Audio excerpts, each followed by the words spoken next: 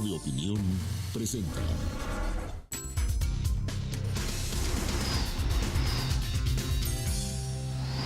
Miguel Pulido, abogado y maestro en Derechos Humanos, director de Fundar, que es por lo que queremos hablar contigo en esta ocasión en Katia 360.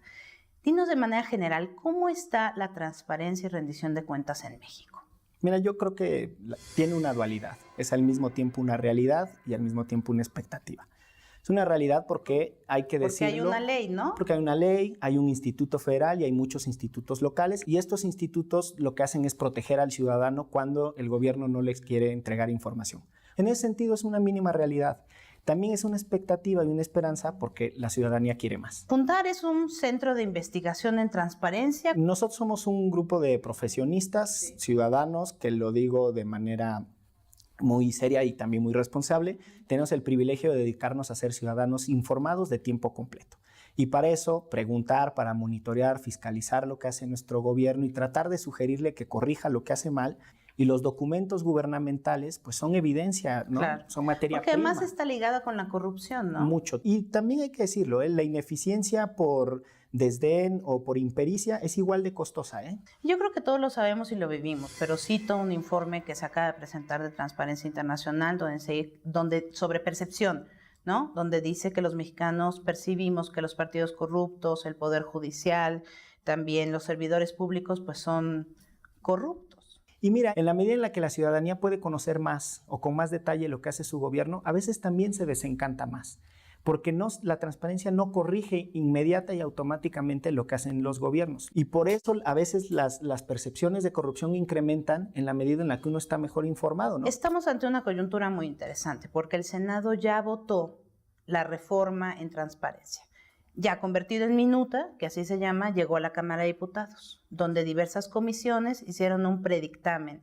Y ustedes, desde Fundar y otras muchas organizaciones, están alertando que este predictamen está mal. Se proponía que los partidos políticos, que los fondos públicos y que los sindicatos fueran sujetos de transparencia, Así es. ¿no? ¿Y se quitó en diputados? En diputados se está peleando una fracción importante del Partido Revolucionario Institucional, se opone a la parte de partidos políticos porque consideran que eso ya lo hace el IFE y se opone también a una parte que tiene que ver con sindicatos y la fiscalización de fideicomisos. En un país como el nuestro, donde lo público y lo privado se empiezan a empalmar y cada vez es más difícil distinguir algunas arenas, el caso de los fideicomisos públicos es importantísimo. Son miles de millones de pesos, son casi 500,000 millones de pesos que se gastan con reglas como si fuera dinero de un particular, de un privado. No en todos los casos, en muchos, pero es importante decir, hay una zona de opacidad seria.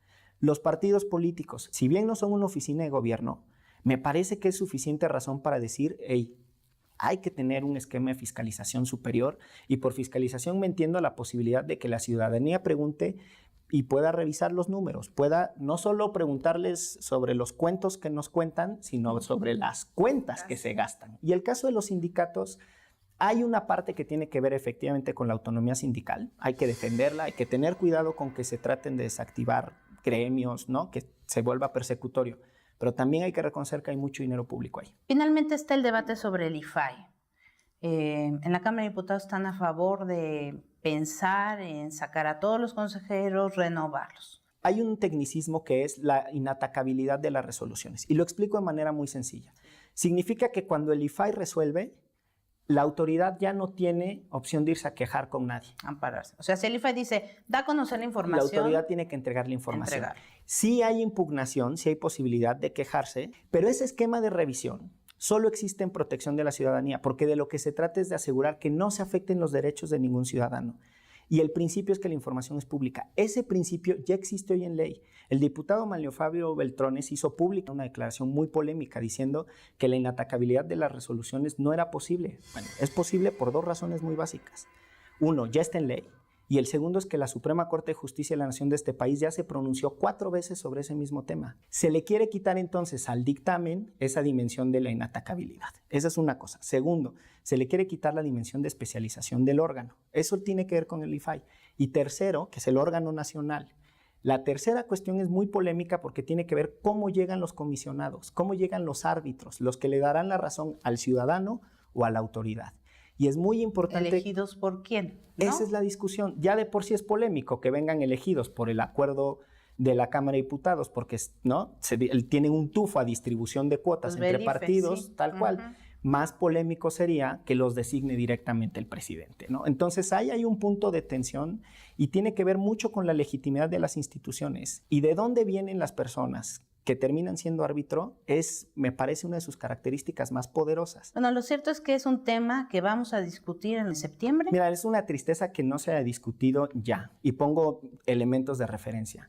3 reformas, la laboral, la reforma educativa y la reforma telecom, se hicieron reformas constitucionales en menos de 3 meses. Esta minuta se envió en diciembre, el 20 de diciembre 2012. del 2012. Ya pasaron 7 meses. Y no solo no se ponen de acuerdo, sino que además quieren quitar el poquito avance que se había logrado. Entonces yo creo que no solo es el tema de cómo se toman con mucha ligereza y dejan a lo último y les cuesta más ponerse de acuerdo en lo que beneficia a la ciudadanía, sino también la sustancia de lo que se está discutiendo. Creo que los ciudadanos de este país nos merecemos la posibilidad de fiscalizar con mayor contundencia y tener lo que para mí es la transparencia. Es la opción más seria, es solo una opción, pero es la más seria para ampliar el control ciudadano sobre los gobernantes. Pues muchísimas gracias, Miguel muchas Pulido. gracias, Katy. Ustedes no se vayan, entren a nuestra página de internet, tenemos mucho más de esta entrevista con Miguel Pulido y muchos más datos sobre transparencia y cómo ejercerla. Y como siempre estamos en Twitter, en Facebook, en Pinterest y en Instagram. Barra de Opinión presentó.